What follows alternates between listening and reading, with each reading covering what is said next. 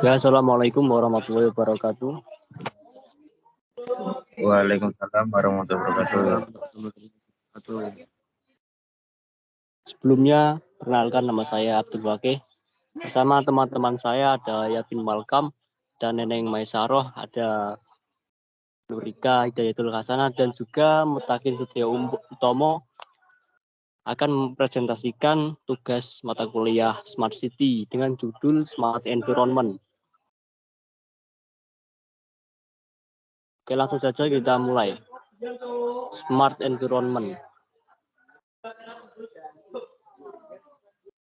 Sebelumnya kita ke pengertiannya terlebih dahulu. Smart Environment merupakan wujud pengelolaan lingkungan yang pintar dengan memperhatikan lingkungan hidup dalam pembangunan kota yang sama besarnya dengan perhatian yang diberikan terhadap pembangunan infrastruktur fisik maupun pembangunan bagi sarana dan prasarana bagi warga. Ide dasarnya untuk mewujudkan pembangunan yang berkelanjutan dengan menjadikan elemen teknologi sebagai elemen pendorongnya. Misalnya saja kita ambil contoh pada Tuban Smart City. Bupati Tuban telah melaunching wifi gratis untuk 311 desa secara gratis pada tiap-tiap desa. Itu merupakan wujud dari smart environment. Oke, selanjutnya akan dilanjutkan oleh teman saya.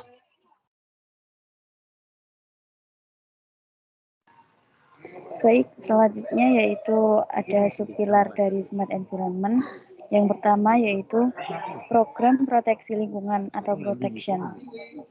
Protection ini berfungsi untuk mengembangkan sistem tata kelola perlindungan sumber daya tanah, air, dan udara, serta mengintegrasikannya dengan teknologi pelaporan dan monitoring pencemaran tanah, air, dan udara. Misalnya dengan menggunakan teknologi sensor pada IoT.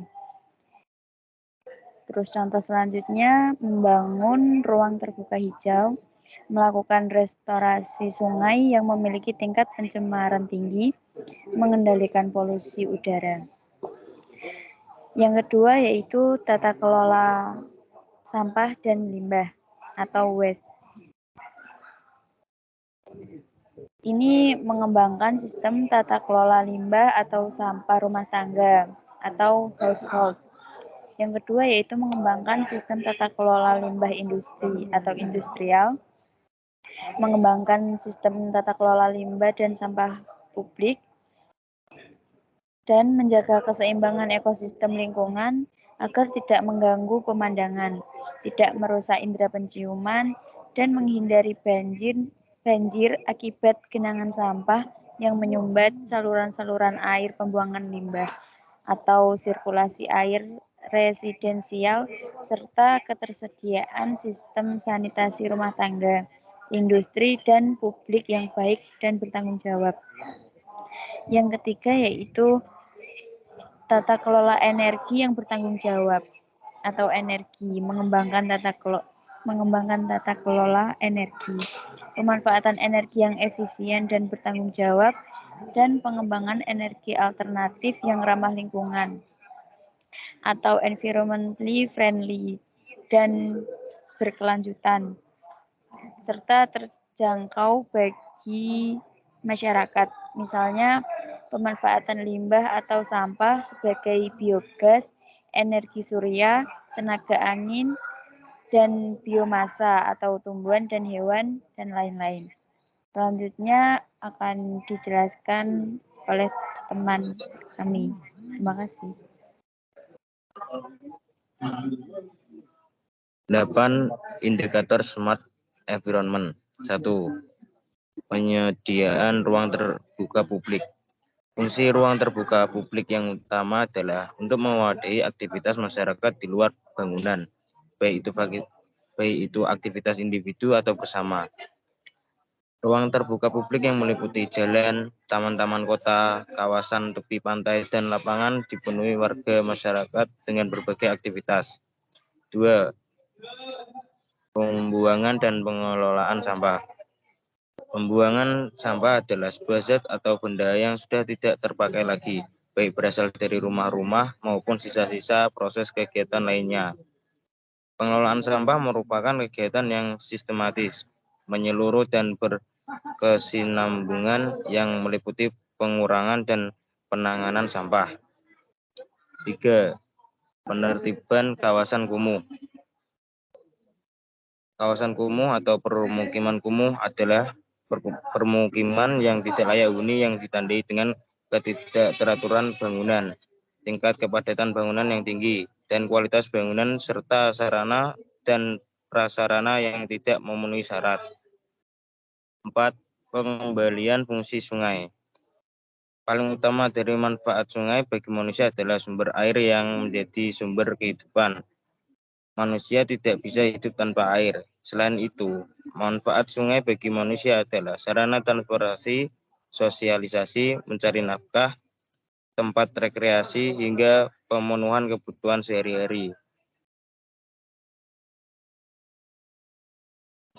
Baik, berikutnya yang pertama ada penggunaan sindrom sumpit. Contohnya penggunaan sumpit kayu. Nah, itu kan kalau kita sering temui sumpit berasal dari kayu atau bambu. Nah, proses pembuatan sumpit bambu itu juga membutuhkan banyak pohon yang bisa kita katakanlah 20 tahun umurnya. Itu pasti akan menghasilkan 3.000 sampai 4.000 pasang sumpit. Artinya 29 juta pohon hilang setiap tahun untuk kebutuhan sumpit. Melihat kenyataan itu tidak menutupi kemungkinan adanya orang-orang yang mendaur ulang sumpit bekas dengan cara pembersihan menggunakan sulfur dan hidrogen peroksida untuk dijual kembali. Kemudian ada energi alternatif. Energi alternatif ini sebuah istilah untuk semua energi yang dapat digunakan sebagai pengganti bahan bakar yang berasal dari fosil atau hidrokarbon. Nah, penggunaan energi jenis ini dapat mengurangi kerusakan lingkungan akibat emisi karbon dioksida yang tinggi atau pemanasan global dalam penggunaan bahan bakar hidrokarbon. Kelebihan energi alternatif yang pertama ada energi terbarukan yang mana sumber energinya tidak akan terjadi kelangkaannya. Yang kedua bersifat ramah lingkungan. Yang ketiga pasokannya yang berlimpah. Yang keempat menjadi sumber energi gratis. Yang kelima mampu menggantikan penggunaan batu bara sebagai sumber energi utama yang dapat merusak lingkungan. Yang keenam ada kekurangan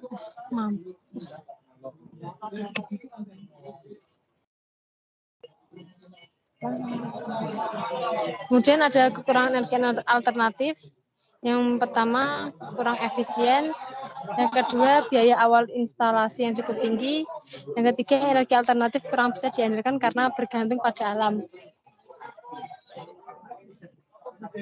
Kemudian mengurangi produksi dan dampak karbon dioksida. Karbon dioksida atau CO2 merupakan gas limbah yang tidak berbau dan tidak berwarna.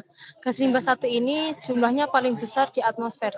Selain menyebabkan pemanasan global, dampak CO2 yang tinggi juga berisiko negatif bagi kesehatan manusia. Tingginya karbon dioksida dalam tubuh dapat menyebabkan keracunan karbon dioksida. Pada kondisi ini, kemungkinan besar oksigen dalam darah sulit untuk dilepaskan ke dalam sel tubuh. Efeknya tubuh akan kekurangan oksigen. Nah, cara untuk mengurangi kadar karbon dioksida di bumi, ya pertama ada menanam pohon, kemudian beralih ke pupuk organik, kemudian bawa air minum dari rumah dan pabrik yang ramah lingkungan. Terakhir, pemanfaatan lahan kosong untuk penghijauan.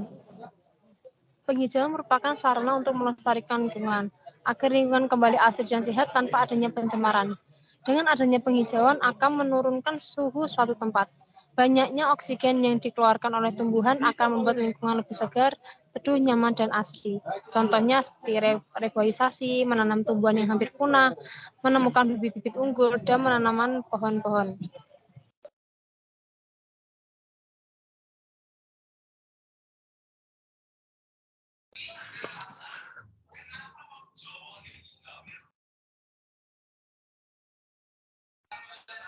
Baik, untuk hasil contoh implementasi smart environment,